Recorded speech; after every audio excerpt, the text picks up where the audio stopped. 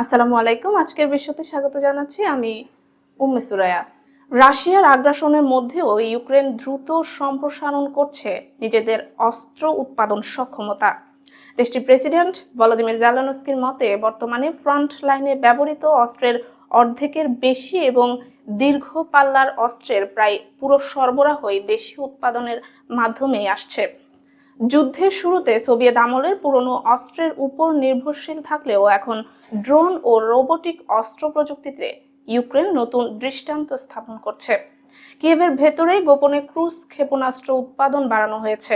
ইউক্রেনীয় অস্ত্র প্রস্তুতকারক প্রতিষ্ঠান ফায়ার পয়েন্ট জানিয়েছে তারা ফ্লেমিঙ্গো নামের একটি নতুন ক্রুজ ক্ষেপণাস্ত্র তৈরি করছে। প্রতিষ্ঠানটির প্রধান প্রযুক্তি কর্মকর্তা ইরিনা তেরেক জানান, ক্ষেপণাস্ত্রটি কালো রঙের করা হয়েছে কারণ এটি মূলত রাশিয়ার তেল অবকাঠামোয় হামলার জন্য ব্যবহৃত হচ্ছে। বড় জেট ইঞ্জিনযুক্ত এই ক্ষেপণাস্ত্রটির নকশা দ্বিতীয় বিশ্বযুদ্ধের জার্মান V1 রকেটের সঙ্গে সাদৃশ্যপূর্ণ। কোম্পানির দাবি, ফ্লেমিঙ্গো ইতোমধ্যে যুদ্ধে ব্যবহৃত হয়েছে, যদিও নির্দিষ্ট লক্ষ্য প্রকাশ করা হয়নি। রুশ হামলায় ফায়ার পয়েন্টের দুটি কারখানা ক্ষতিগ্রস্ত হওয়ায় উৎপাদন কার্যক্রম এখন কঠোর গোপনীয়তার মধ্যে পরিচালিত হচ্ছে।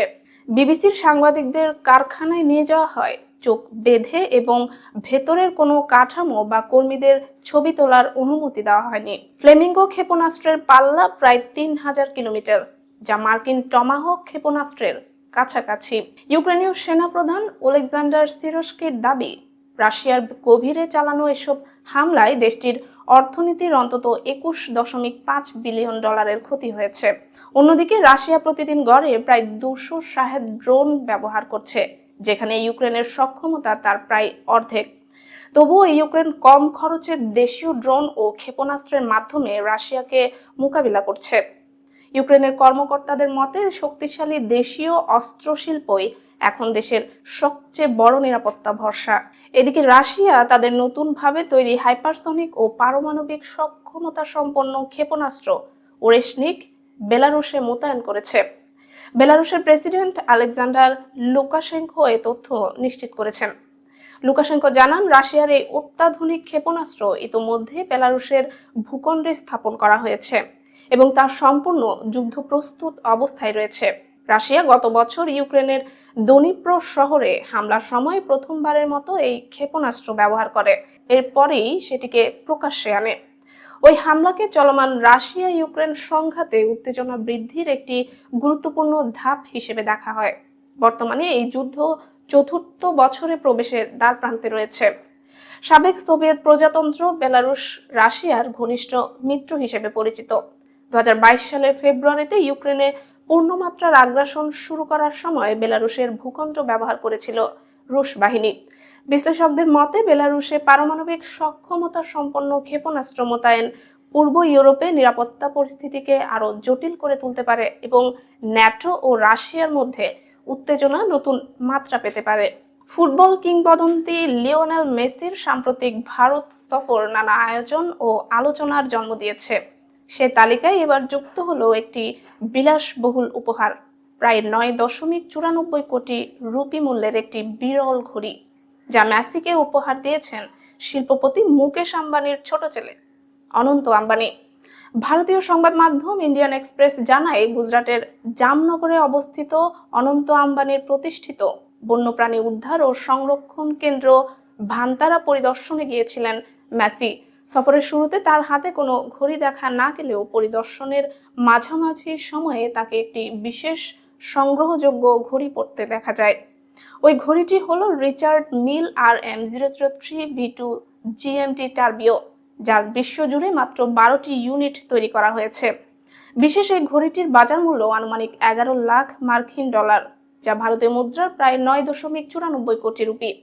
রিচার্ড মিলের সবচেয়ে আইকনিক ও প্রাথমিক মডেলগুলোর একটি হিসেবে পরিচিত এই ঘড়িটি কাঁটায় চালিত।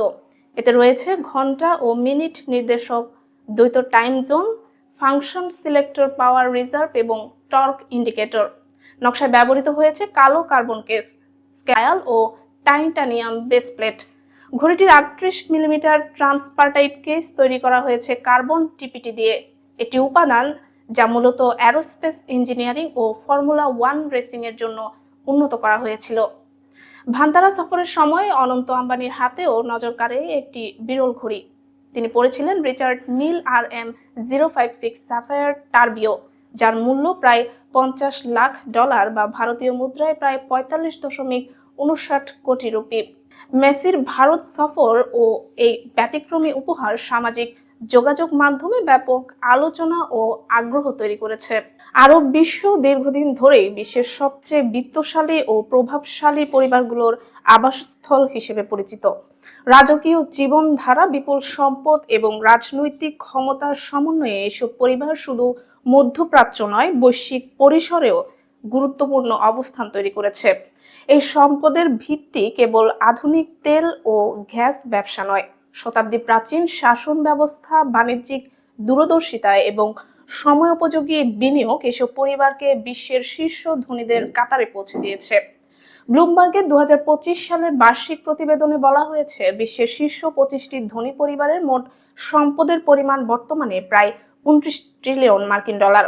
এক বছরে তাদের সম্মিলিত সম্পদ বেড়েছে প্রায় 3.5 ট্রিলিয়ন ডলার, যার পেছনে শেয়ার বাজারের উত্থান এবং বিভিন্ন পণ্যের চাহিদা বৃদ্ধি বড় ভূমিকা রেখেছে।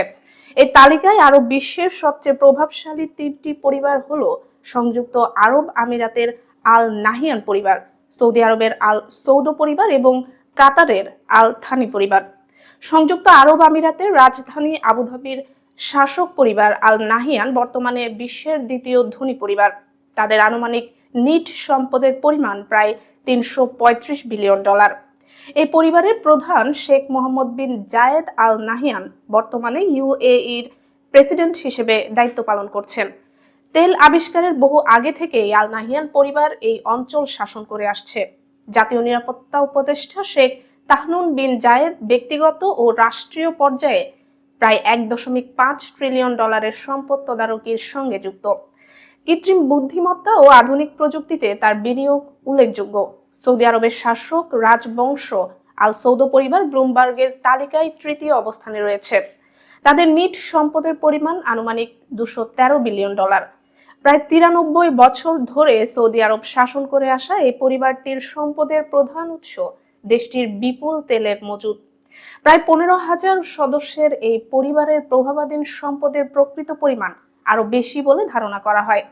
সরকারি চুক্তি, জমি ও রিয়েল এস্টেট ব্যবসা এবং রাষ্ট্রীয় তেল কোম্পানি সৌদি আরামকোকে বিভিন্ন সেবা দেওয়ার মাধ্যমেও পরিবারটি বিপুল আয়ের মালিক। এছাড়া সৌদি আরবের রাষ্ট্রীয় বিনিয়োগ তহবিল PIF বর্তমানে প্রায় 1 ট্রিলিয়ন ডলার সম্পদ পরিচালনা করছে।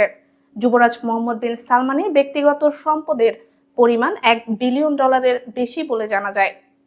19বিংশ শতাব্দীর মাঝামাঝি সময় থেকে কাতার শাসন করে আসা আল থানি পরিবার ব্লুমবার্গের তালিকায় চতুর্থ স্থানে রয়েছে। তাদের নিট সম্পদের পরিমাণ প্রায় 199 বিলিয়ন ডলার। যদিও 1940-এর দশকে কাতারে তেল আবিষ্কৃত হয়, তবে বিশাল প্রাকৃতিক গ্যাস মজুদের কার্যকর ব্যবহারের মাধ্যমে দেশটির অর্থনৈতিক রূপান্তর ঘটে। এর ফলে আল থানি পরিবার বিশ্ব সেরা ধনী পরিবারগুলোর তালিকায় উঠে আসে। এই পরিবারের সদস্যরা রাষ্ট্রের গুরুত্বপূর্ণ রাজনৈতিক দায়িত্ব পালনের পাশাপাশি হোটেল, বীমা, নির্মাণ ও আর্থিক খাতে বড় ব্যবসার সঙ্গে যুক্ত।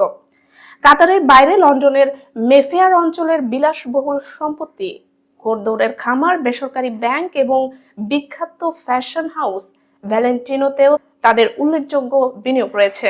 আজকের বিশ্ব এখানেই শেষ করছি। আপডেট সংবাদ পেতে সাবস্ক্রাইব করুন বিডি আউটলুক।